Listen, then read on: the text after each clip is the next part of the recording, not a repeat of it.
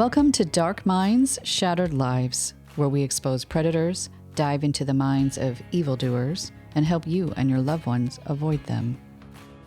I'm your host, Deborah Dobbs. I'm an author and victim advocate with a reputation for rattling cages.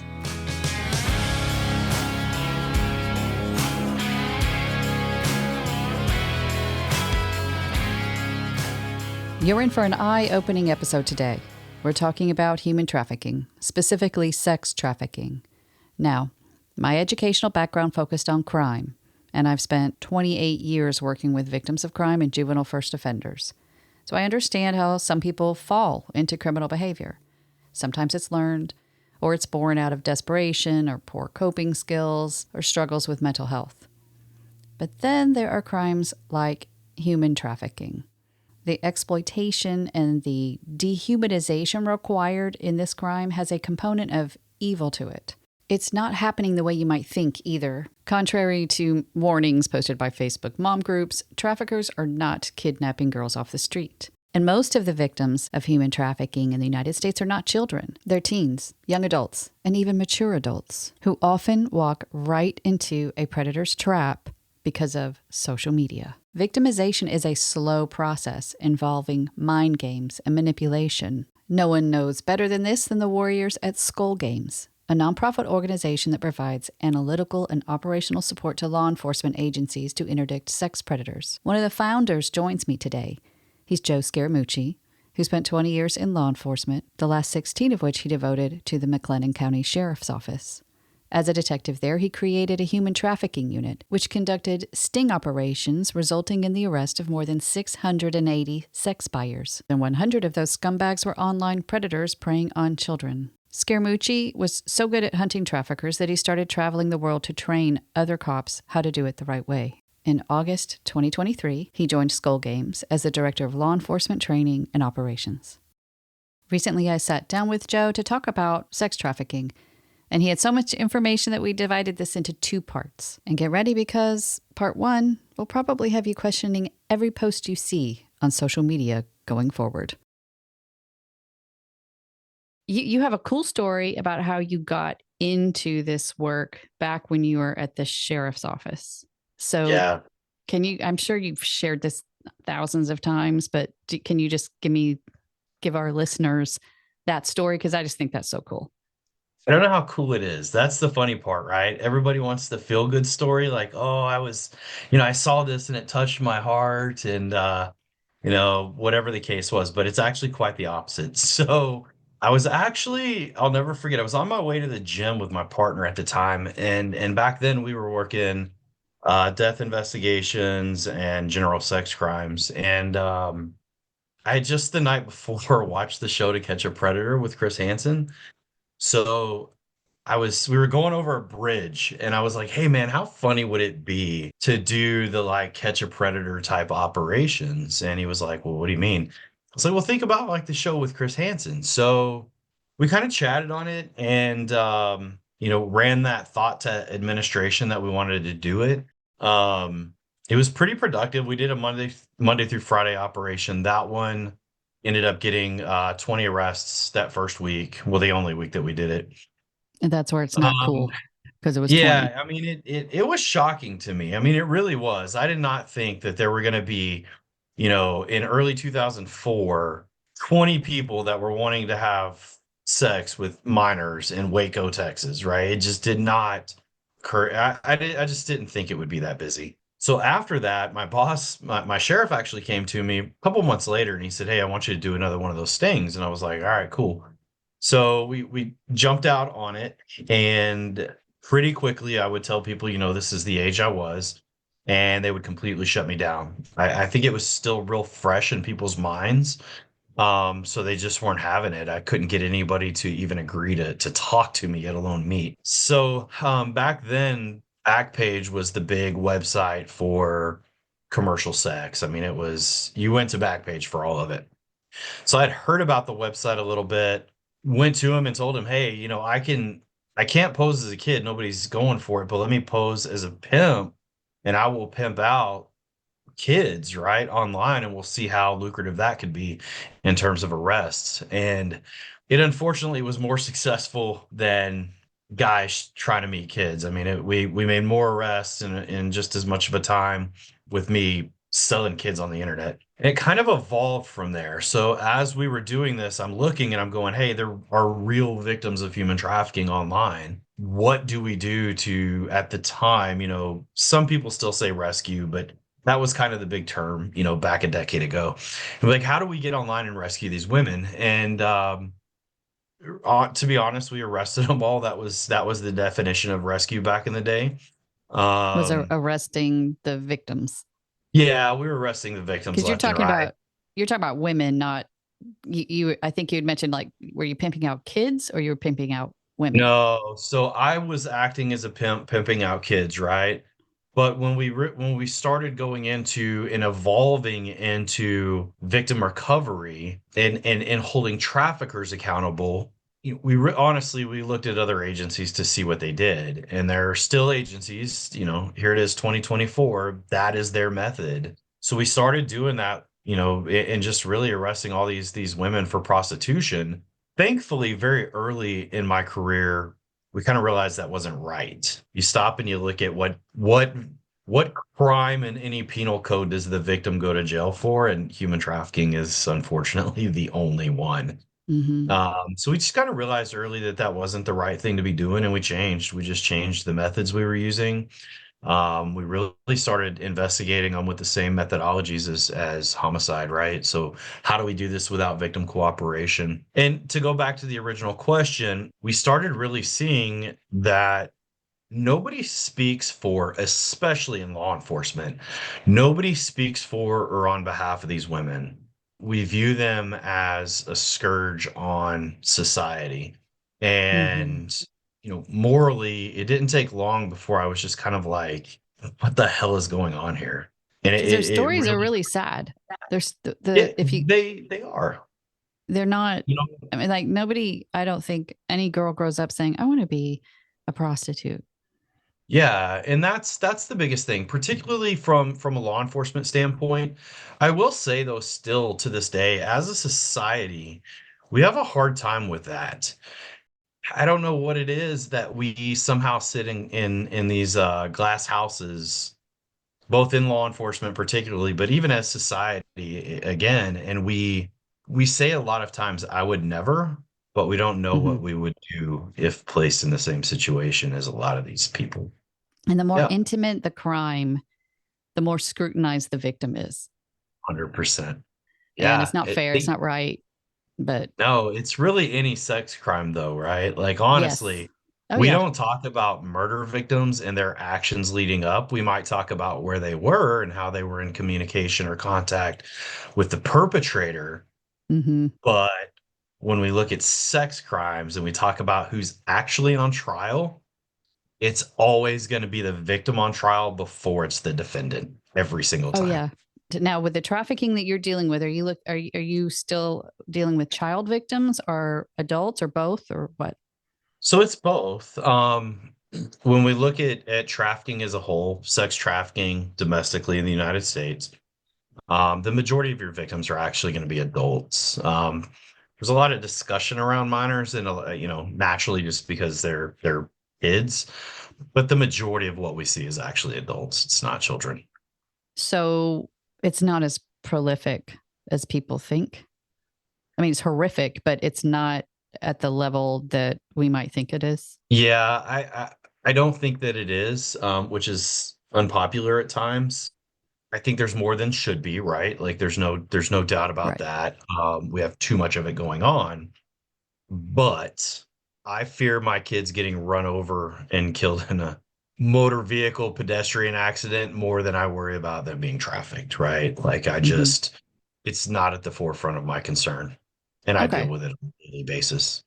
So you still be mindful as parents. I know you encourage them to monitor technology and who they're Yeah, talking to and that sort of thing. Some of it seems like common sense, but it is difficult when I remember, not letting my daughter have Instagram, and then you find out they just use somebody else's phone whose parents don't block apps, and they set up sure. accounts and they're on it. So you just do what you can, Yeah. try to pay attention.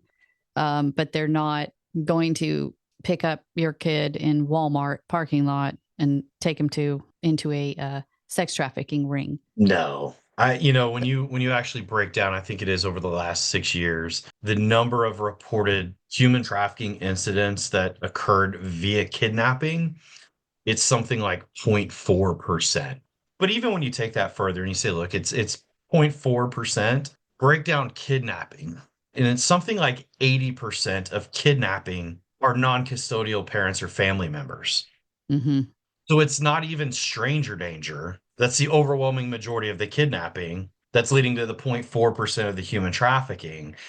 It's such a statistical minority that it is not even worth the time and effort that you put into typing that out on a Facebook post and Okay. the mom and dad page, right? And you have a lot of sexual abuse against children.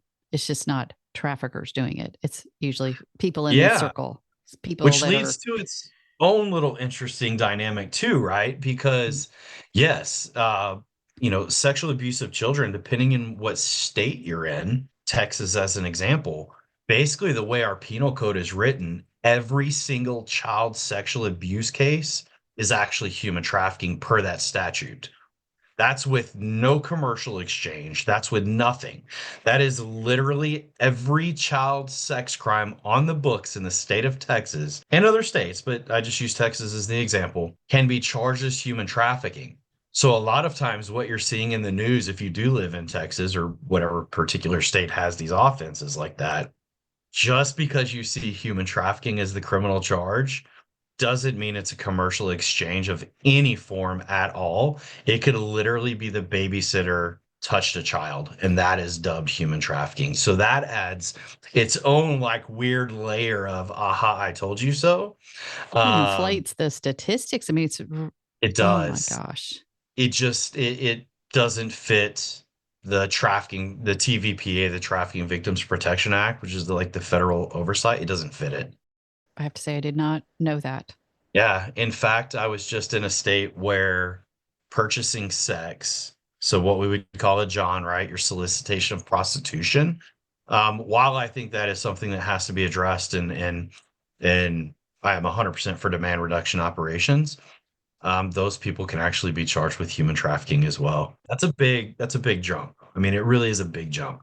And you're looking at these 15 men that are, mugshots that are charged with human trafficking. And it appears as though we have these 15 traffickers, right, that are out selling people when they're in fact not. So there's a lot of conflating numbers and So, what would you statute. suggest? Because you aren't opposed to reducing the demand, but what would Yeah. you suggest doing? We're unique here in Texas, and now a couple other states have kind of followed suit where we were the first state to make purchasing sex in any form a felony. And it actually had a pretty good deterrent effect, right? So when you look very anecdotally at websites where sex buyers are reviewing these women or they're sharing information back and forth, we saw a pretty decent amount of men that said, "Hey, like I'm not doing this in Texas anymore." Now they would all argue that it's stupid and the moral police are doing this and that, but they would then follow it up with, "And I'm not going to do it anymore because I like having a decent job and I don't want to be a convicted felon. I like voting. I don't want to be a convicted felon." And it's Texas, right? Or pretty much anywhere in the South where they're like, "And I like to hunt. I'm not going to give up my ability to possess a firearm just because of this." I think that that is a pretty good deterrent when you increase the penalty for it, but even that has its own ramifications that can backfire as well. So, tell me about the mind of a trafficker. It's really tough. So you have somebody that's a master manipulator. They're good at what they do. Really, they come from all walks of life. I've seen wealthy, I've seen poor. There's no race, I don't want to say no gender. Generally, it's a male. If it's Chinese organized crime, generally it's a female. There is force involved, so I'm not going to say there aren't traffickers that don't physically abuse their women, but that's happening less and less. It's less and less frequent. Somebody that physically abuses their victim, we would call them a gorilla pimp. you have to look at trafficking and pimping as a business. Sex buyers, right? They don't want to purchase sex from somebody with a busted lip, a black eye, and a chipped tooth. They want to purchase sex from somebody whose hair is done, whose nails are done, who's, you know, doesn't look to be physically abused. I had a trafficker years ago. I was debriefing in Northwest Arkansas. He was getting ready to get federally sentenced. And we were talking about him taking care of his women via hair, nails, all the things that they wanted. And he leaned back and he was so smug about it. And he said, and what's funny to me is that bitch is so stupid. She doesn't even know that all I'm doing is investing in my own business. That to me, it was a very telling piece when it came to the mindset, right? It was, how do I manipulate the system to best benefit me? What was interesting with that same case was my target, who went to federal prison. He was working four different girls at the time, and you could tell by the jail call which person he was calling. Because if it was one particular victim, when she would answer the phone, he would start screaming at her about how many times he's been trying to call her, why the F she didn't answer, and would be very, very, very accusatory at her, just berating her. He never tried to call her. I could see who he called. He never Mm-hmm. tried to call her, Mm-hmm. but that would keep her on her toes. And he would hang up with her and he would immediately call this other girl, and it would be, hey, baby. And then they would just start, right? Because he was feeding what it took for each individual girl to stay compliant with what he wanted. And it was very, very interesting to kind of hear and see that dynamic. So, master manipulators, pieces of shit because they have no problem exploiting other human beings. So you don't see any empathy in these guys, Um, Not that I can ever think of. and they're I don't. liars. They're very good liars, which is interesting because they'll a lot of times talk to law enforcement, right? Which is crazy to me. Most suspects are like, "Hey, I want a lawyer. I'm not talking to you. Mm-hmm. I'm gonna invoke my right to remain silent." Traffickers, it's shocking to me how many times they actually are like, "Yeah, let's go talk. Thanks for the Miranda warnings, but I want to talk to you about it." Because they're so used to manipulating people, they think they can manipulate you out of any criminal charge. So they have a huge sense of ego and Big time. grandiosity. Big time.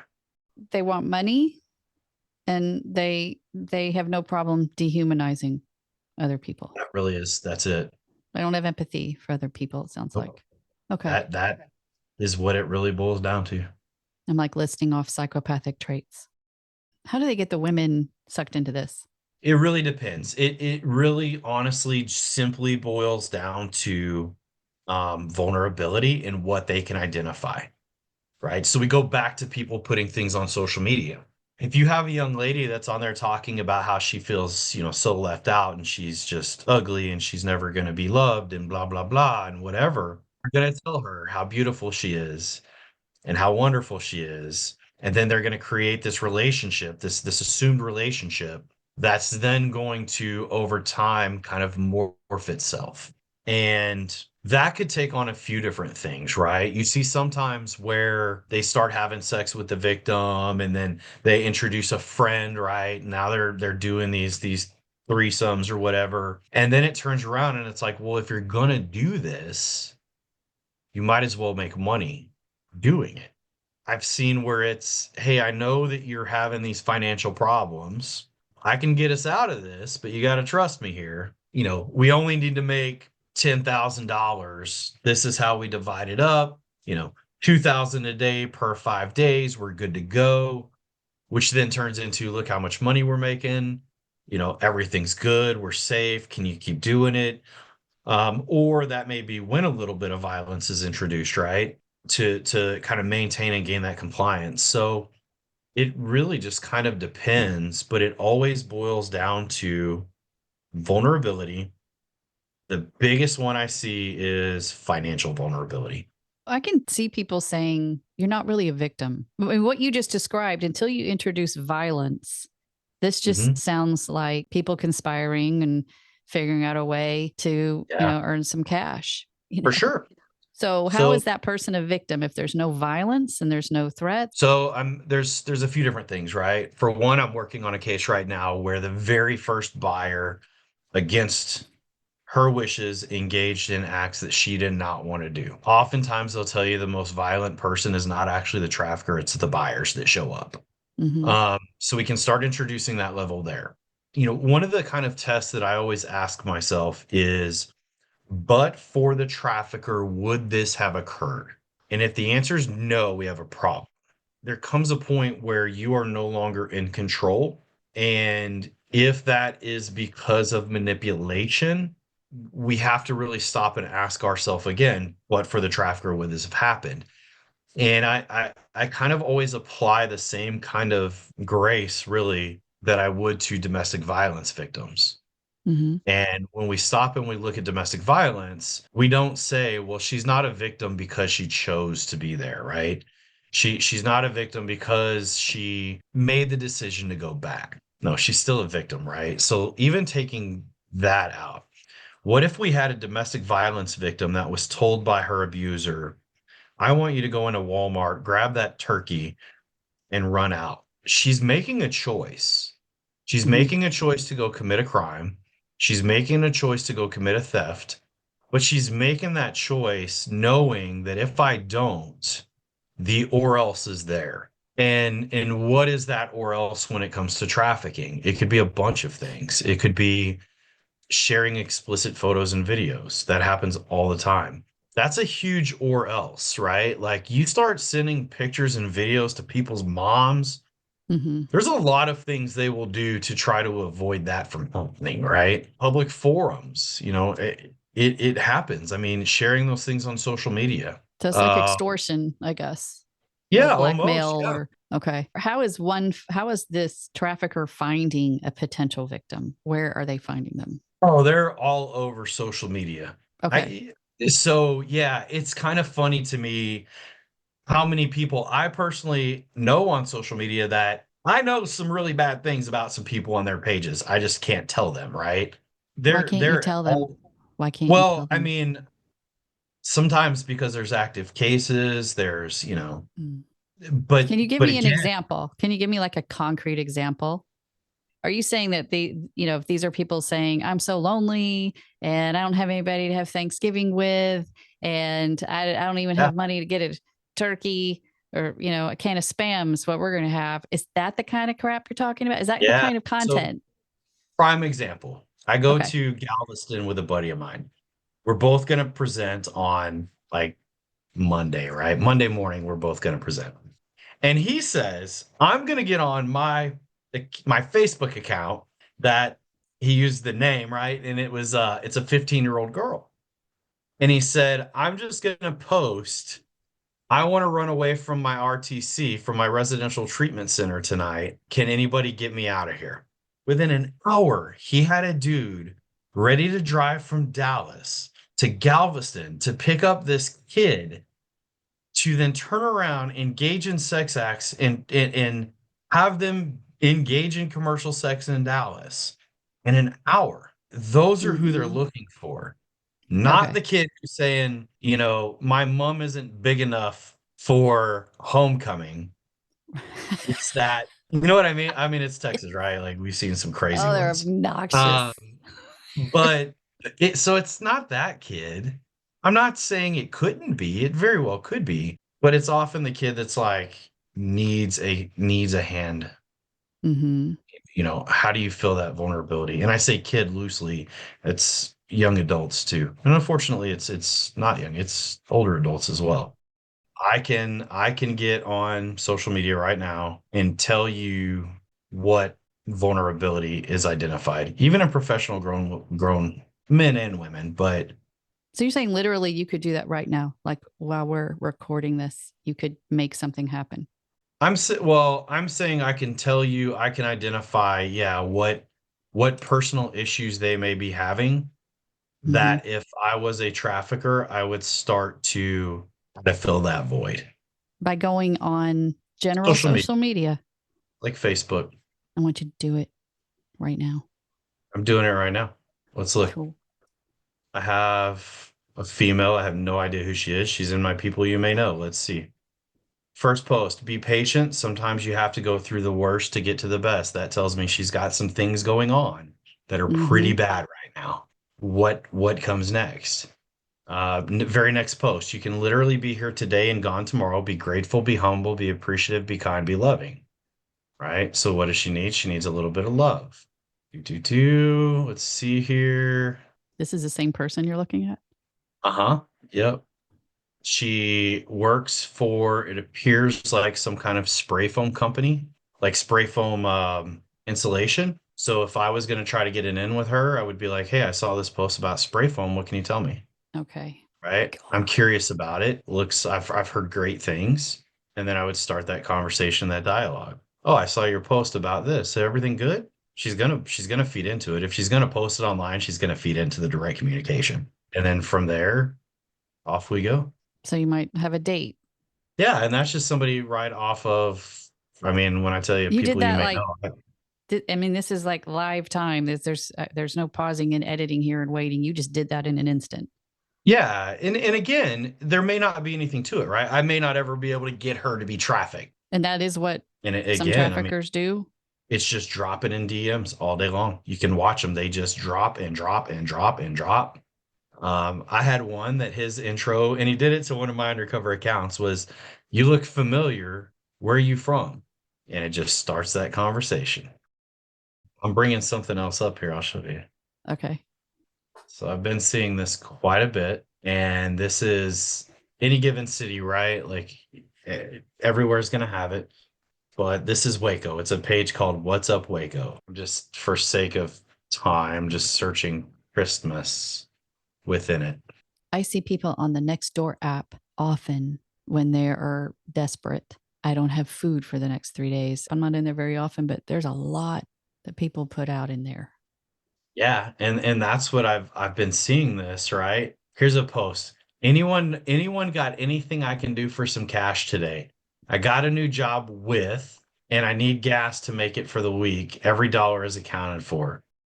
Does anyone need brush or junk hauled away, gutters cleaned, Christmas lights hung, any type of labor I can do? I did not account for my expenses correctly, blah, blah, blah. I need cash. I mean, you can go right down the list and find every woman and man, but primarily women that are on here that are talking about what they don't have for Christmas, what they're trying to do to just get by. All of this going back to, again, if I am, for lack of a better word, if I'm a fucko and I want to get on here and exploit somebody, and you're telling me that you need cash and you would do anything to make sure your kids have Christmas gifts, game on. It's like scams, basically. You drop 100 fake phone calls telling people their grandson's in jail. Yeah. Somebody's gonna bite. Okay, that's really good information. And so now you're going to have people say, "Well, I would never fall for that," you Neither know? would everybody who does.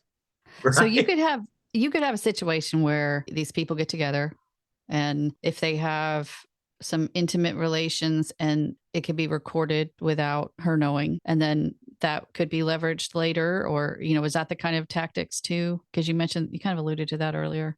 Yeah. Usually not without their knowledge, usually with their knowledge. Oh, People do some stupid things, right? So one of the biggest cases that we've seen over the last couple of years is sextortion, primarily from Africa, right? But same thing. It's somebody posing as a teenage girl, hitting up teenage boys, getting photographs, and then telling them you pay X amount or these photos get sent out.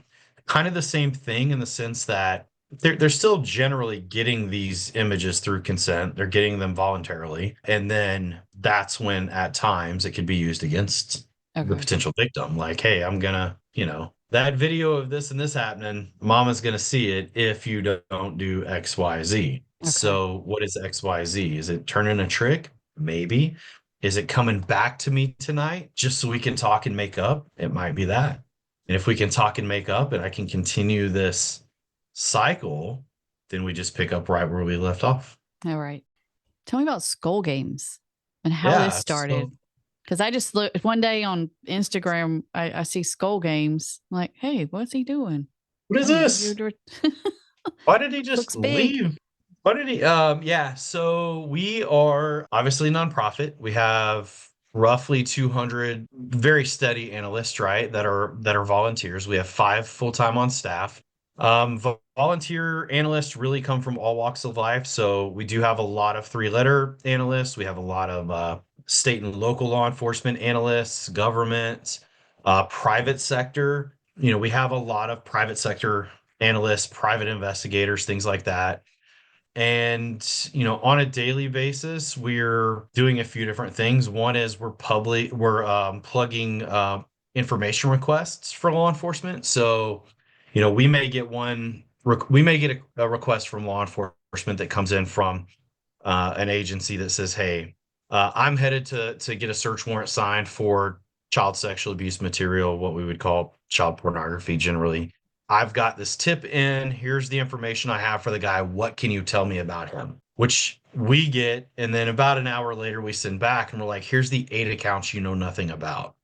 You might want to get search warrants for those." And in that particular case, it did. It went from 1 search warrant to 8 search warrants in like an hour. So you set it up because you recognized the lack of resources that law enforcement had? So yeah, so our founder Jeff Teagues, yes, that was a pretty good basis for it. As an example, I'll use the human trafficking unit in insert major metro city, right? I'm not going to say which ones. They have like one human trafficking analyst, or they have an analyst that's being shared by like human trafficking and narcotics. There's no way they can effectively fight trafficking. They just can't. Yeah. So we're able to really force multiply that to say, "Hey, look, you're one analyst. We have now made 50 analysts that are now giving you information to run with." So really we're a giant force multiplier for law enforcement, their analytical side. And oftentimes the investigative side, it depends, in my role, it's very common to get law enforcement agencies reach out and be like, "Hey, I need help with a search warrant. What do I put in here?" Or, "I'm trying to chat this particular guy. What do I say?" And I'll help them with that. So it can take on a lot of different roles, but we actively assist with human trafficking investigations and operations. So how does the funding work, the financial part? Do you charge like a reduced rate? Do you charge anything? How do you get your funding? Stuff like that. We're 100% donor funded. We do not charge law enforcement a cent. And what happens with the victims?